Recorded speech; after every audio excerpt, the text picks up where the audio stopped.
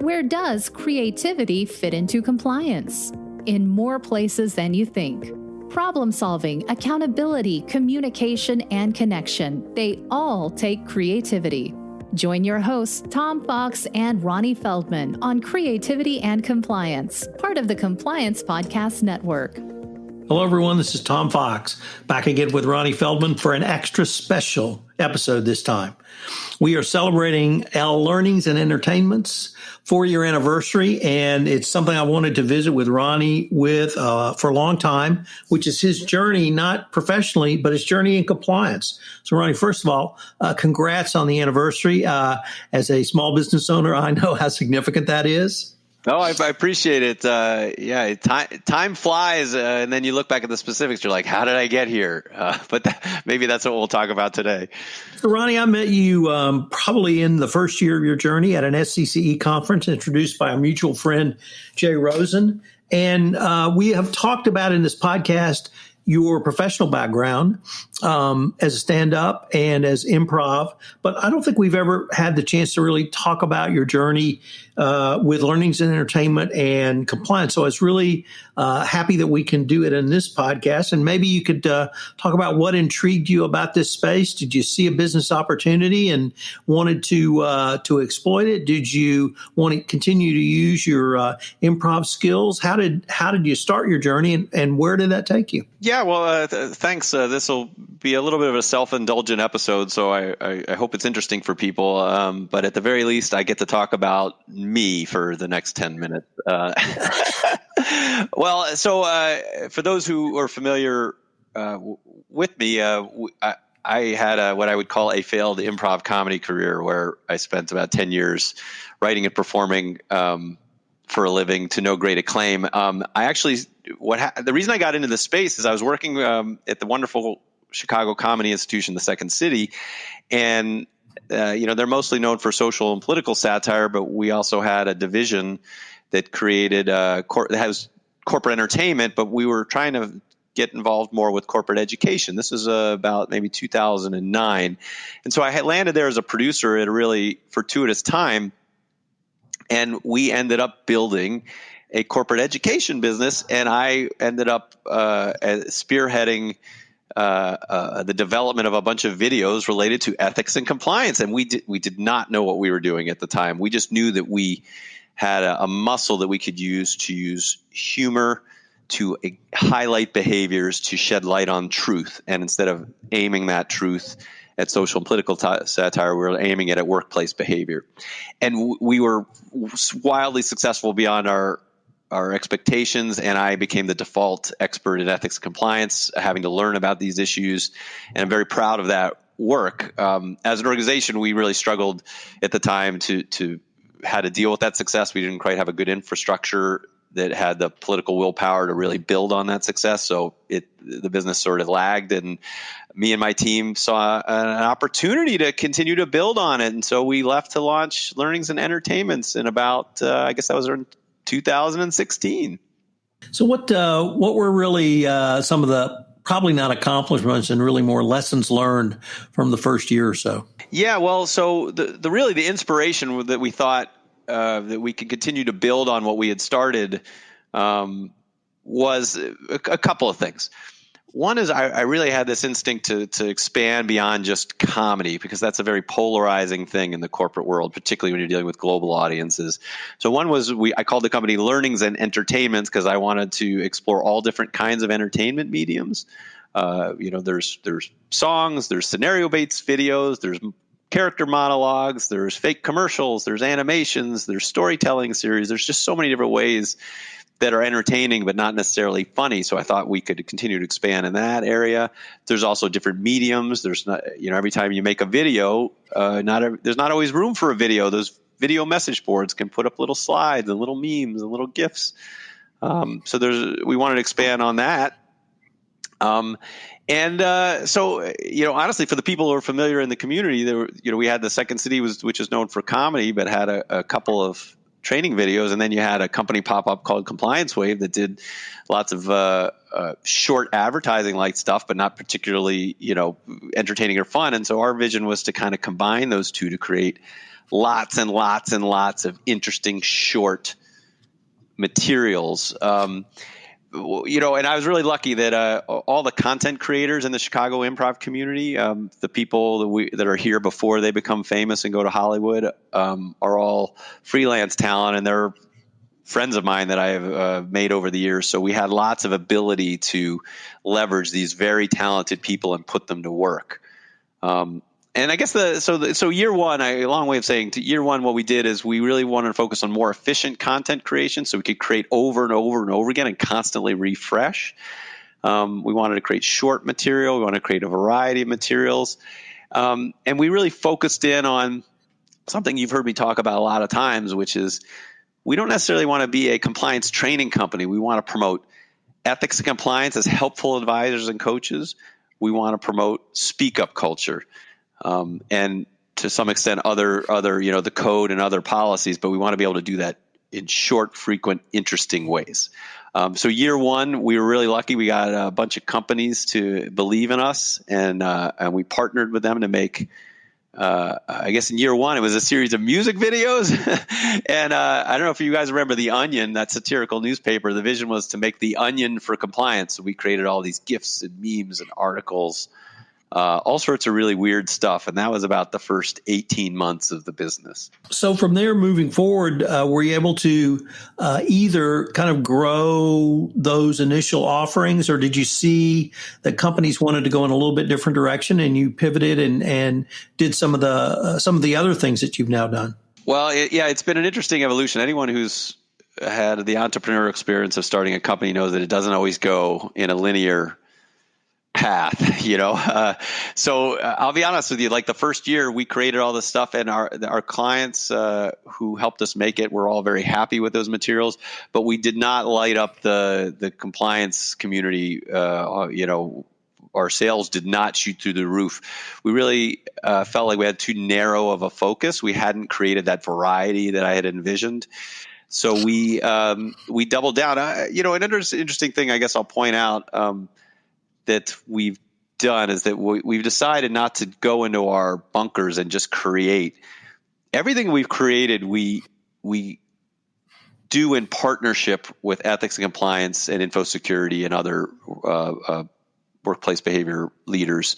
So we say, here's some ideas we want to make. This is what we're going to make. Who wants to help us make it? And we cut deals to make it worth their while, so that if they help us as subject matter experts, we can all mutually benefit, us from their expertise and them from our expertise.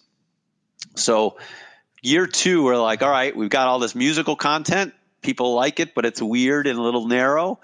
So we decided to make a series called Workplace Tonight, when the idea was to take I'm a big fan of John Oliver's show and Seth Meyers and and Colbert.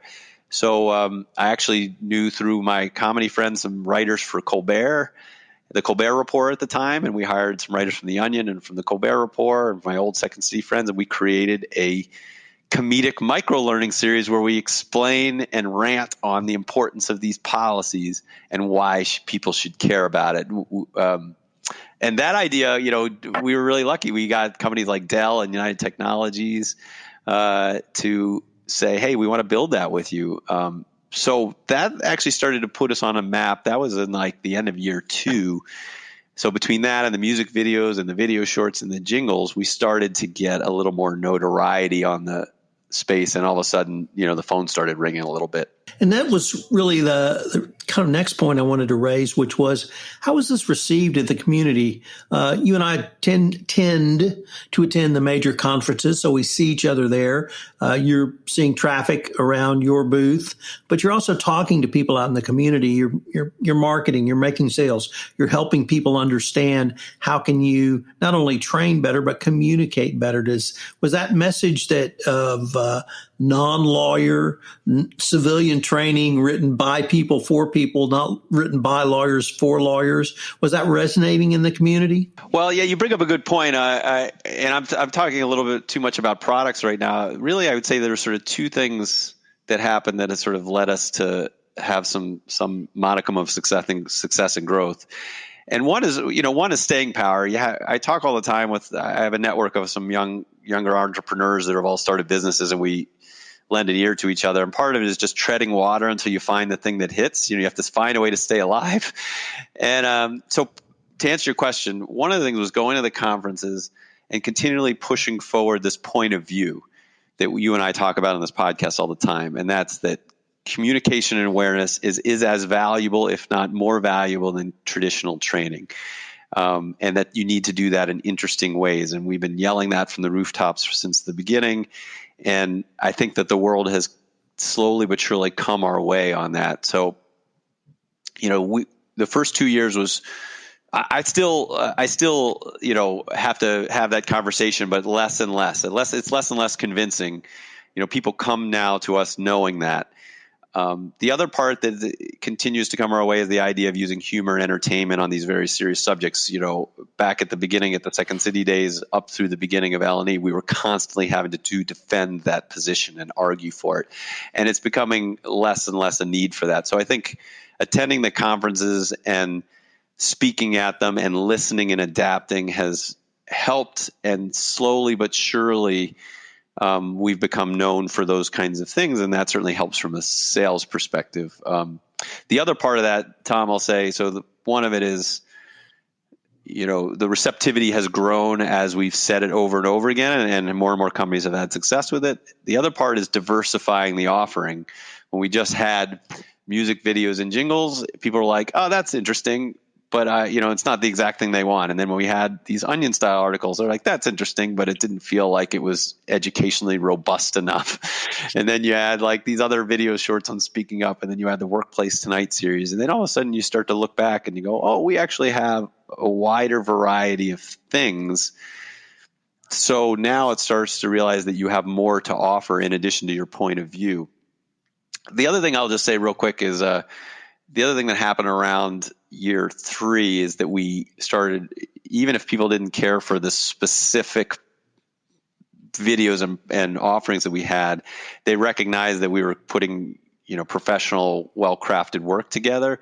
So that's when we started getting things like short courses. We built ECI's, on-demand course this year, which was a new experience of starting to get into more, I don't want to call it traditional learning, but applying entertainment to a course versus just micro learning and burst learning and video shorts. And then we started picking up things like those person on the street videos and other custom programming where we can really create something very specific and unique for a company.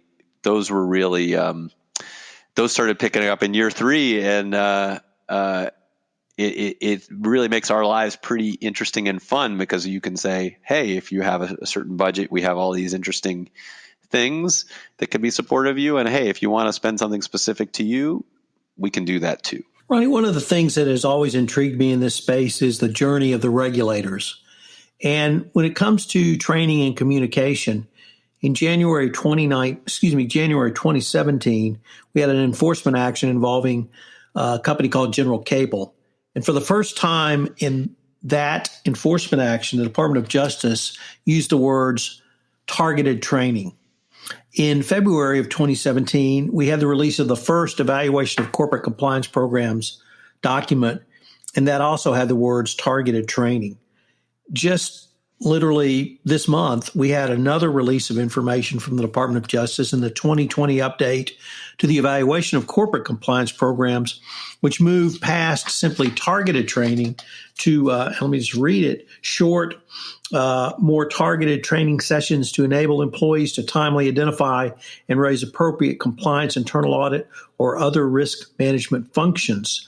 And so we see this evolution from the regulators and how they view trainings and communications could be or should be given. Do you see that as an evolution by the regulators, or do you see that as something else?